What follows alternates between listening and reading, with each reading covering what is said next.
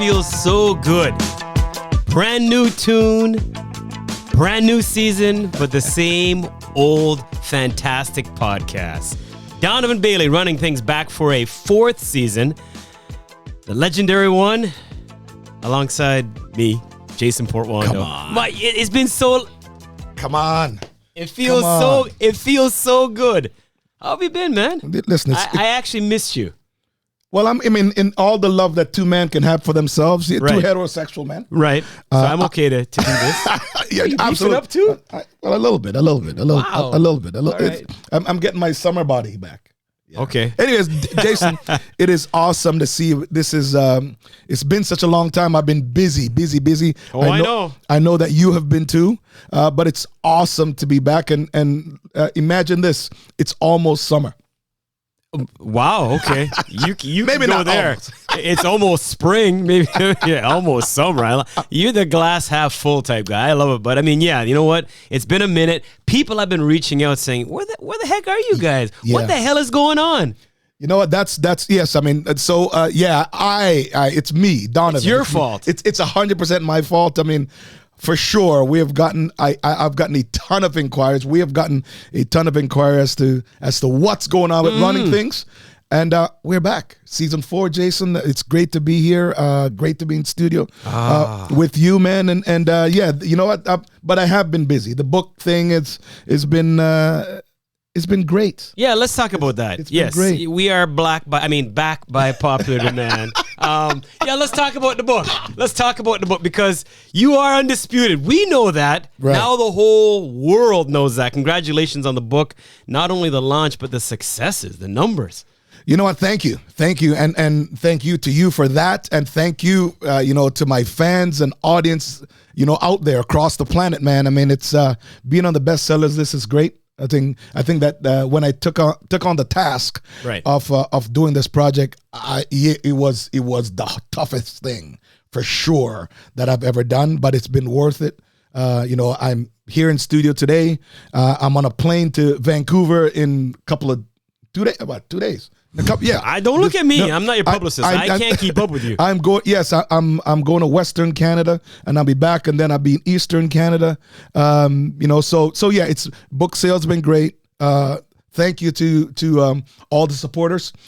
I'm going to continue to obviously promote it and do appearances across North America, across Europe in the summertime. But yeah, man, it's what I've found out is that there are probably, like, in this process, I've probably forgotten more stories than I've remembered. So what's crazy is that there's another book in there, which is also crazy. So, but what we have to do is take care of what we have now. This is Undisputed. Wherever the books are sold. I mean, I'm still advertising. This is crazy. That's okay. Wherever books are sold, Undisputed is doing great. Great read. I hope that every single person that reads this book, something resonates with them. And you know what? I can't be more happy. Speaking of your publicists, whoever they are, I mean, I'm sure you got more than one person handling your business, but all the different outlets I've seen you on, TV and radio and podcasts, it's just amazing that you were able to go out and touch so many people and appearances. I mean, wow. Well, so, you know what? Well deserved, though. Well deserved. Well, thank you. I think that, you know what? One of the things, Jason, over the years, I've made some great connections and I have some great relationships on the media side. Yes, I have worked in media, and I am working in media still with CBC with the Olympics coming up. But definitely, I've always used my platform for good, and so all the places and things, places and people that I've touched over the years that you said, we still have a very good, cordial, respectful relationship. So I know that whatever it is that I'm saying, whatever it is that I'm doing, it's trusted word from a trusted person. And so whatever product I'm selling, usually it's also a trusted product. You know what I love the most? The appearances where I see you touching the youth. The kids, they're the future, right? Well, Jason, so when I see them lined up right, to get an autograph, to get a chance to just shake hands, to just talk with you, That's what I like seeing the most. Well, you and I are parents, and you know, I know how you are, you know, as a parent, but I know how you are also as a man. So, you know, and also because this is kind of honoring our parents, and that's how I look at it. And so I know I've been blessed my entire life. I know I continue to be blessed today. I know that the blessing continues to come. Give thanks. So my responsibility every single day is to play it forward, is to you know, motivate the kids. I am an optimistic person, like you said. Hey, listen, I can put the hammer down. Listen, everyone knows that. Everyone knows that I can put the hammer down for sure. Well, yes. No, I'm not. No, I don't beat anybody. I don't spank anybody. I don't beat anybody. You're putting the hammer. No. You're talking like judge. I'm talking about gavel. You're talking like I'm talking about being serious. Sorry. Let me define that. Because the ladies were like, "Whoa, what's he talking about? What's he?" So what's wrong? You need to just. What's wrong with you? Okay, all right. Just you know, this podcast reaches different, you know, demographics. Right, we're here for everybody. We are definitely here for everyone. But I was speaking about. I was speaking about playing it forward. Good. Motivating. Because I'm blessed. I'm talking about ensuring that I contribute. To help with the future leaders of our generation. Mm-hmm. All right. We got that. I was like, oh, no. What? I was waiting for that song to start playing. Oh, no. Like, no, Jesus okay. Christ. All right. I miss you. Let's go. There's you know JP. What? As much as I love talking about you, the book and everything else, I love when you talk track and field. That's what we are here for. So we're into the month of April. Yes. Indoors is done. We're looking forward to outdoors. We're looking forward to an Olympic season. We'll talk more about that in a second. But let's talk about the World Indoors, the championships, beginning with the guys, because it's a highly anticipated year. You know, you got Coleman, you got Lyles, you got Curley, you got Omanyala, on and on and on. But right now, we got to give Christian Coleman some love because what he did indoors, I don't know about you, it shocked me. Christian Coleman? Yes. Oh, are you talking about Noah Lyles or Christian Coleman? I'm talking about Christian Coleman beating Noah Lyles. I thought Lyles, you know. No, man. Christian is, first of all, like, I think Christian could be competing back when we competed. I just kind of like his attitude. I love what Noah Lyles is doing, but we'll get to him. What Christian did was expected.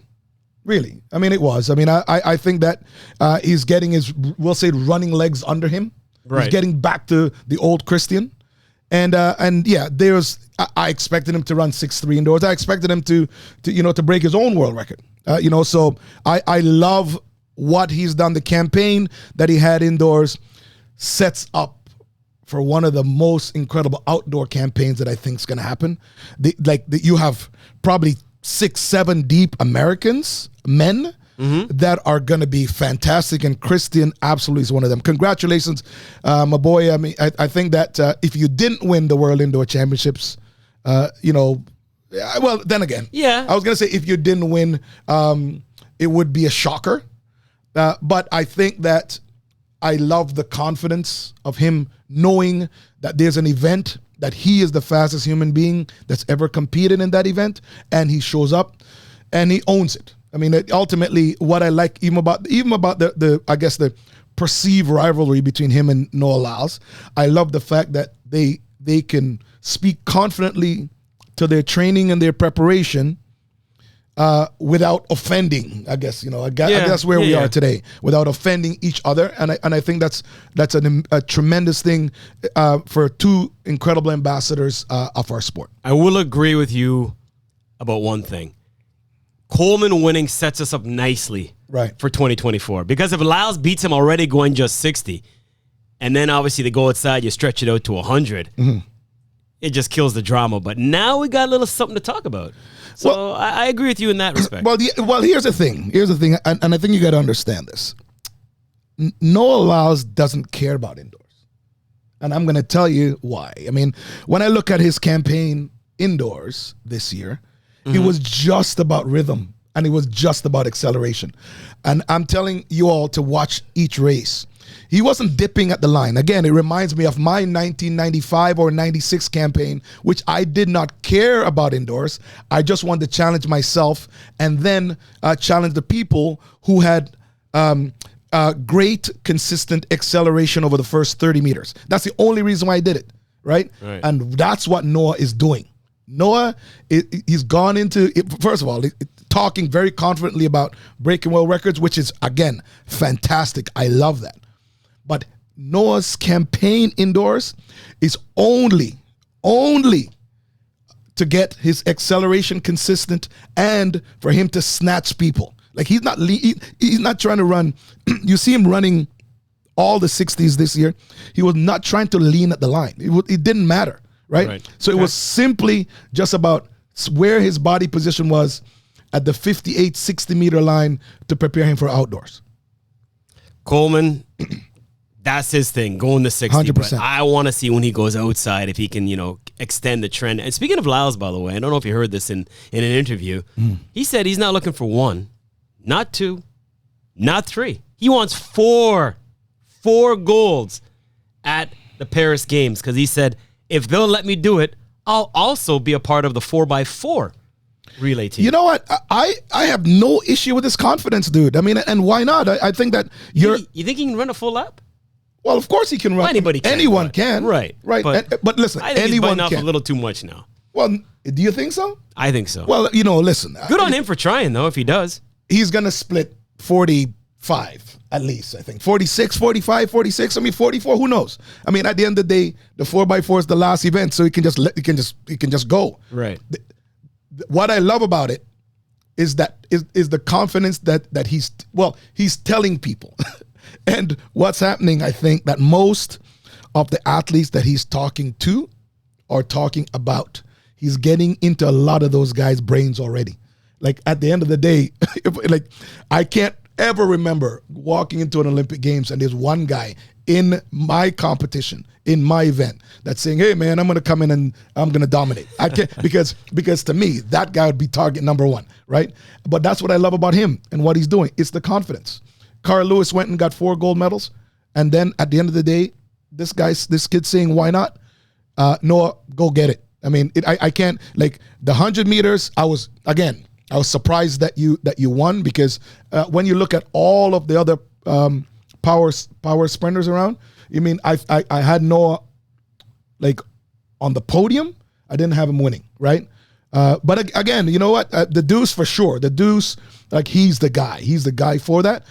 But we're going to talk about really. We're going to talk about that kid from Botswana. That's right. We're going to talk about because if there's another kid that could upset the apple cart for Noah. I mean, again, Noah, congratulations on your continued success. I think 4 gold medal is something that's a possibility. I mean, I would never ever, I'll never ever say don't ever be too ambitious. That's never coming from me.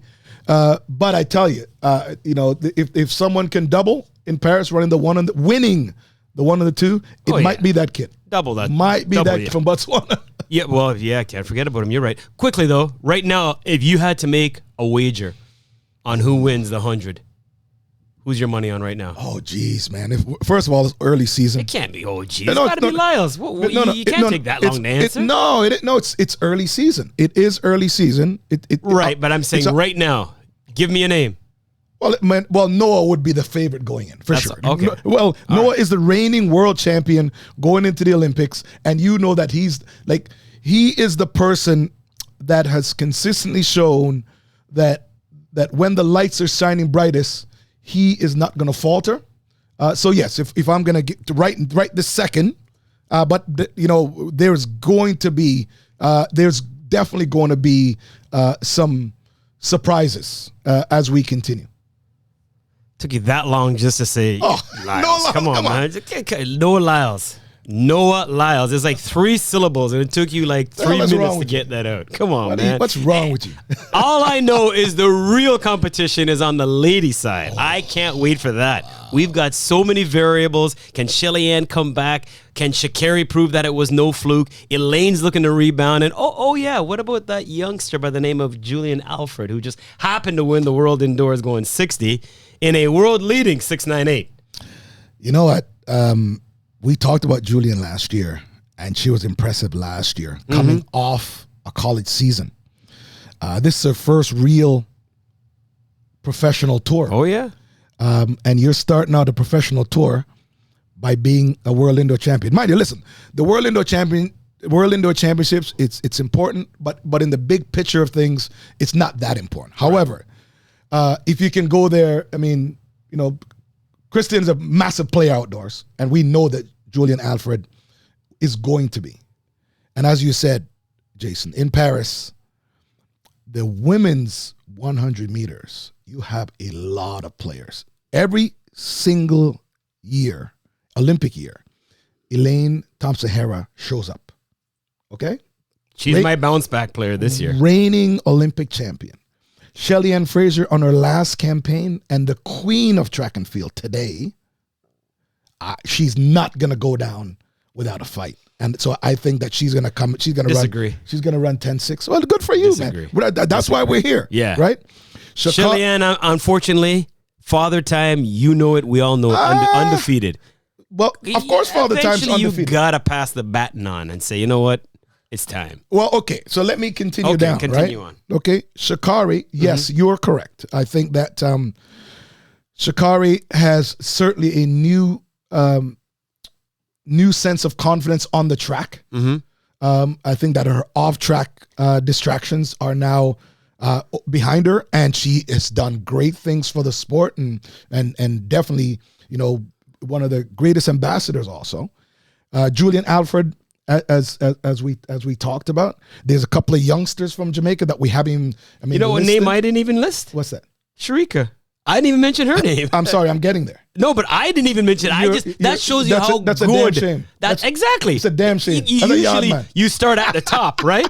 Exactly. You start at the top. You start at the top of your work. I didn't even say Sharika. Did you say you started at the top and you didn't mention Sharika? That's what I'm saying. God damn. That shows you how tough Yes. the ladies are. Forget about the guys. To be honest, the guys have nothing for me. The guys don't move the needle. You can't say that, man. What's because wrong? I think Noah Lyles is just too good for anybody right now. And I think he's going to be, I just think he's too good. No, but on the ladies' side, I can't wait. I'm salivating. The guys' side, whatever. There are, legitimately there are.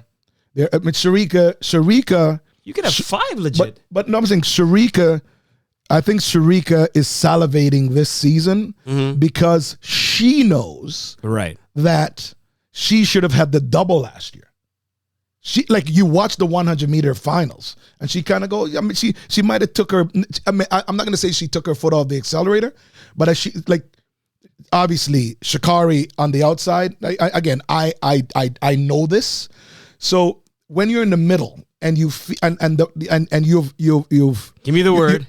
The vortex. It is. But when you've separated yourself and you're out in front of it, I agree. You just, there's this level of comfort that you think that you've won. And I'm saying to you that she knows that she should have doubled last year. Yes, she should have won the 1 and won the 2, right? So yeah, you know what? I got to tell you, the Jamaican women's Olympic trials will be the hardest event to make in the world this year with the women. For sure. Right? And you got the youngsters coming up too. But that's what I'm talking about. I mean, you have Liston at LSU. Brianna just left and it's training in LA. I mean, and you have a couple of high schoolers coming on, like now graduating to senior. It's going to be incredible, man. But I got to tell you, the sprints I think are going to be amazing to watch at the games. I mean, and as the season plays out, it's gonna be good fun. Yeah, I mean, I can't wait. No, again, I'm not disrespecting the guys. You're disrespecting the guys. You're right, I am. But don't be doing there are guys. Okay, you mentioned Botswana. Let's see Tobago. I get it because he's a star. He's on the rise. Zarno Hughes. Yeah, so there are some intangibles. Blake. There are some intangibles. Johan's still there, by the way. But no, Johan's competing. Johan but on the ladies' side, I can say there are 5 legit players. 6, I can't say that on the guys' side. I can't. Are you serious? No. Are you kidding me, man? Listen, it all goes. It all goes through Noah Lyles, though. I don't know about that. I don't know. I mean, listen, Noah is by far the best sprinter in the world today and the most confident, right? And I love that. Okay. But you do have Christian. Zarnell Hughes hasn't opened up the season yet. I think Letsile Tobago is one of the best in the world. And I think, again, he for me, he's definitely on the podium and he could win both events. Amanyala, I like him, right? But he always runs hella fight fast at the start of the season. And I'm hoping that him and his coaches put some program together now that's going to allow him to ramp speed. And then when he gets to the Olympics, he's peaking at that time. Right. Okay. You know, so, I mean, I think Sambini is still there. I definitely think so. And I know that you're going to, I know that you're going to, I know that you, I know that No. You want me to walk right off the set right now? You can't walk off the set, Bregin. No, I'm saying to you that there, I said, I mean. Okay, I'll give one more shot. You're talking about Lamont, right? Of course. I think that Marcel has an opportunity. I'm talking about bigger, stronger, faster. Obviously, again, he's gotten his own way. Yeah. He is the one that's gotten in his own way. I mean, if he gets back to running 9.8, he's in the mix at the end of the day. Anyone that runs 9.8 can win in Paris. Anyone, right? And that's actually the threshold. If you ran what I ran damn near 30 years ago, you can be on the podium or win, right? And so I'm talking about capabilities.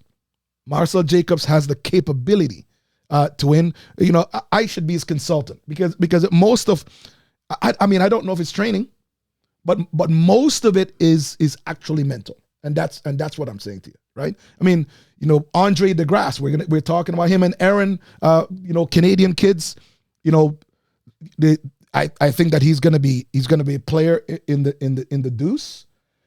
The 100 meters is gonna be tough, but again, I know that he'll show up at the major championships. You know, I want to see these kids, you know, break world records. I mean, the fact that, you know, you have someone like Noah saying, listen, I'm gonna break Bolt's record. 19.3 and 19.1 are miles apart. But I love the fact that he's put that out there. He's put it in the universe, and he's doing the work, because I think a lot of the problems with athletes or kids sometimes today, you have this incredible pipe dream, you know, about what something looks like after you achieve it. Mm-hmm. But you can see his campaign, man. He's doing every single thing that he can, putting the work in, and systematically figuring out every single thing that needs to happen that will allow him to put himself in a place that, amongst the greatest athletes of this generation, he's going to try and light one and break a world record. You know, outdoors right around the corner. It's kind of weird this year because it seems like every season Doha is the starting point for the Diamond League, but not this time around. We're going to be in China for the first couple. Xiamen being the opener, if you will. I think that meet last year, Christian Coleman won. Right. It was close. Yeah. Kashin, I think, was second. Not mistaken, in Jamaica. Well, yeah, again, we have, speaking of men. Yeah. I mean, again, one off. For sure. Right. No, I know. It's early season, people. Yeah. It is, but as we get set to go outdoors now, right, obviously everything changes. We are outdoors. Right. We are outdoors. Yes. So just not, everything changes, right? What you did indoors was nice, but if you don't do it outdoors, it kind of meant nothing. Well, it doesn't. Well, that's you're as good as your last race in track and field. Right. You know, and ultimately, you see the campaign indoors. And all the major players indoors, and by the way, this is not always the case. All the major players indoors don't always are not always players when you come outdoors. You can see that Julian Alfred is going to be. I mean, preparation, the environment that she trains in, and her expectations. Now, as far as outdoors coming now, Tobogo what didn't they break a world record?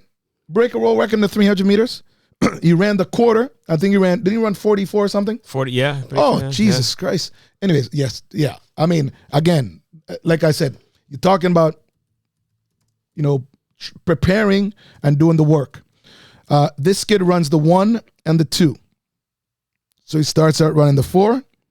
He runs the 3 and the 4. Again, that's way too far for me.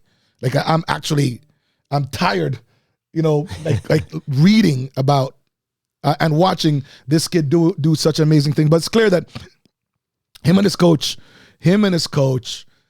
they have a plan. They have a plan, and he's, if there's anyone that's probably going to surprise people who don't know, it's going to be this kid. I can't wait. I mean, the first 2 in China, as talked about, we're going to go Xiamen, then we go Shanghai, then we go Doha, Rabat, Eugene, Oslo, Stockholm, on and on and on for the Diamond League. Right. And there are so many variables that, even hurdles, Grant Holloway, you kind of just take for granted because it's just untouchable. But what about the girl? She is from St. Lucia, Devon. I have to look her up because I remember her name now. But she set a world record. Yes. Doing the 60-meter hurdles. But we'll see. Again, we'll see. Well, first, let me talk about Grant Holloway. Okay. I always talk about Grant. I love Grant. And fellow golfer. I love Grant. Now, I'm going to tell you, if there is one athlete, and I was thinking about this when I was on my way to the studio today. If there's one athlete that I could put in the 60 to the 400 meters against the very best in the world, right? I'm talking about if you go 60 flat, 60 hurdles, 100-meter flat, 110 hurdles, 200-meter flat, 400-meter flat, 400-meter hurdles. Who was the guy do you think I'd put in? Yeah. Grant Holloway. I'm for telling sure. you. Yeah. That's probably he's one of the stars of our sport and one of the greatest athletes out there. And for all of you, I look at, for me, track and field's always a business.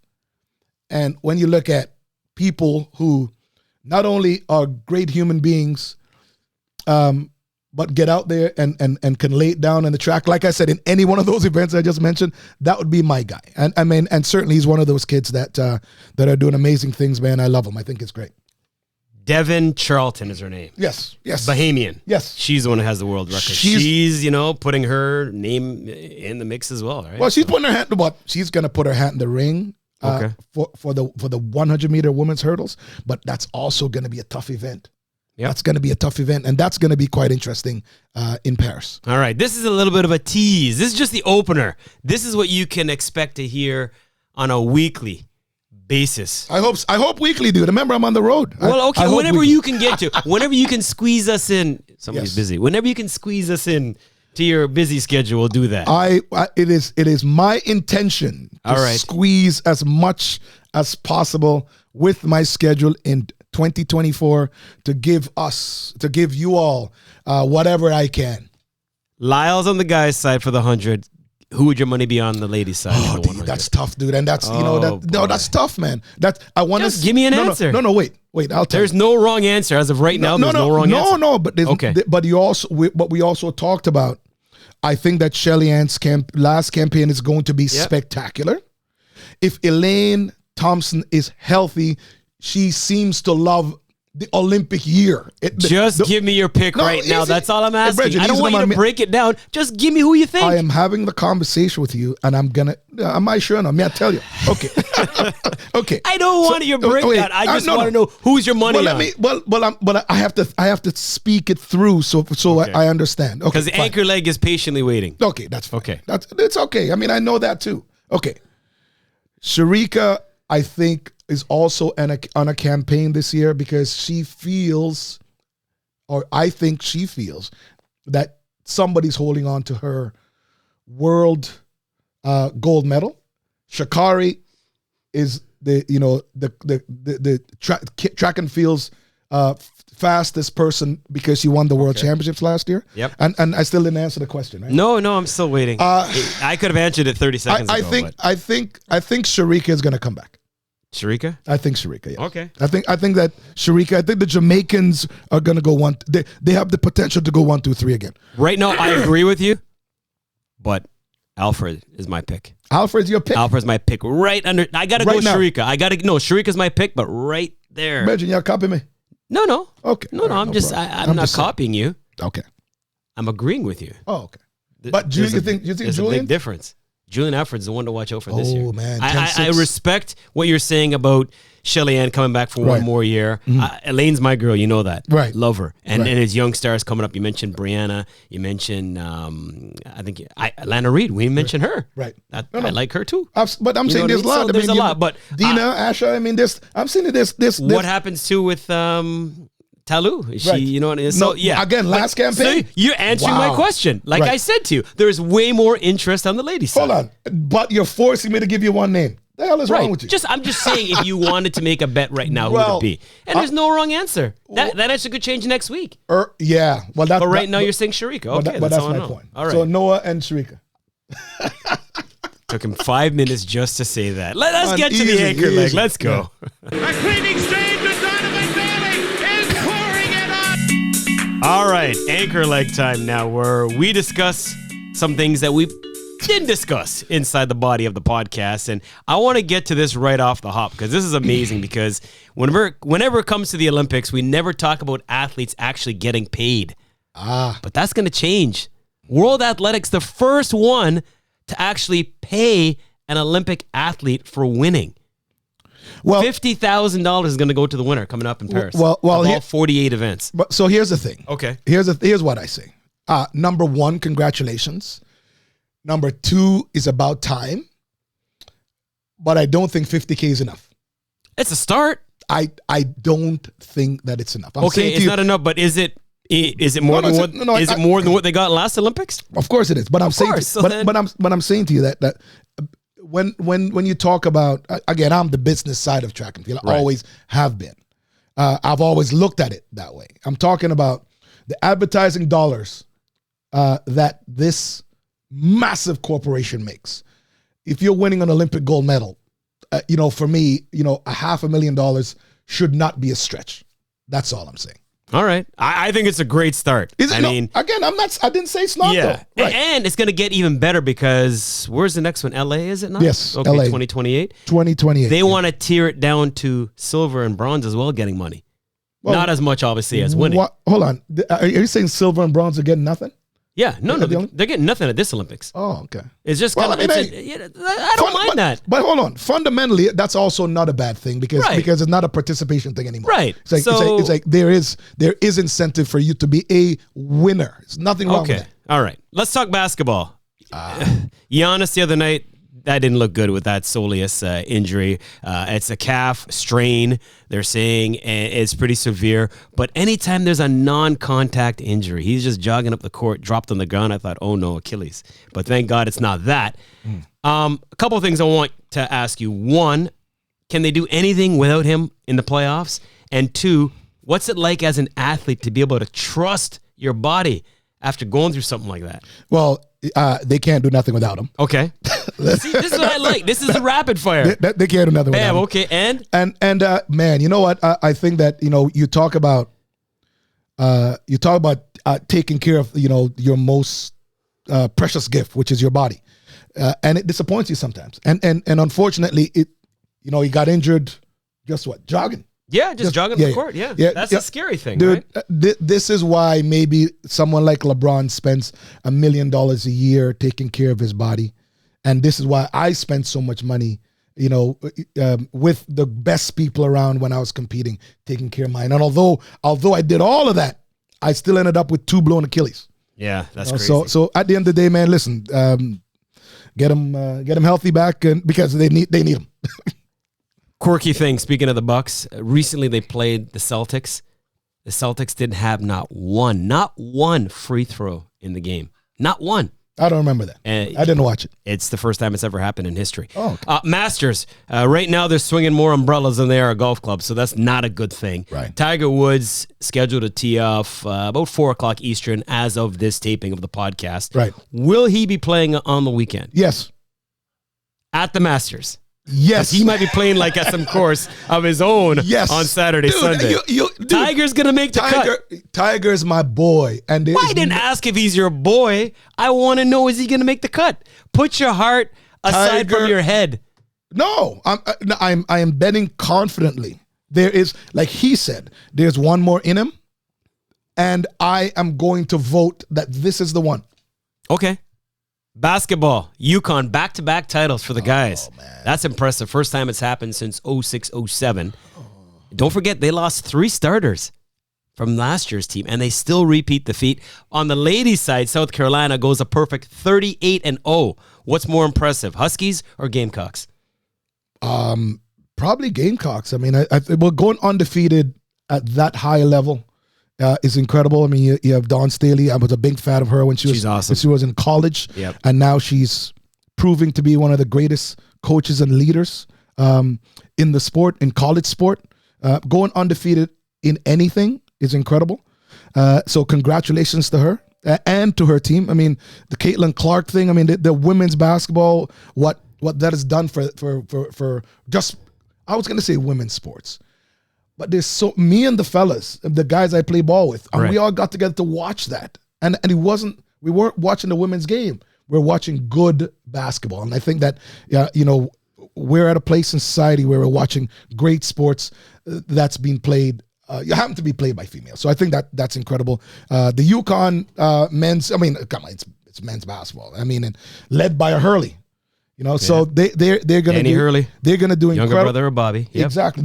They're gonna do incredible things. And Jason, I think that when you look at like the portal system that's now working in NIL and all of that, every single year, some of those big programs, some of those little programs are going to continue to be good, and we're going to continue to see incredible product from the NCAA. Can't believe you said the Gamecocks. I can't believe you said the Gamecocks. Why? Because you're right.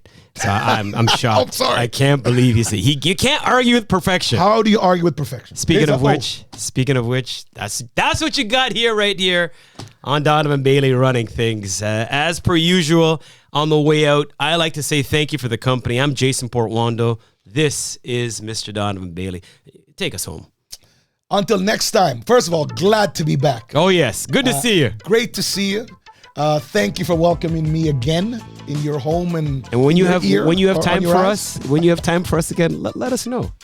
When you have time for us. I'm riding with you. All we want is 35 minutes of his time. Hey, I will be riding with you. Thanks for having me. See you next week.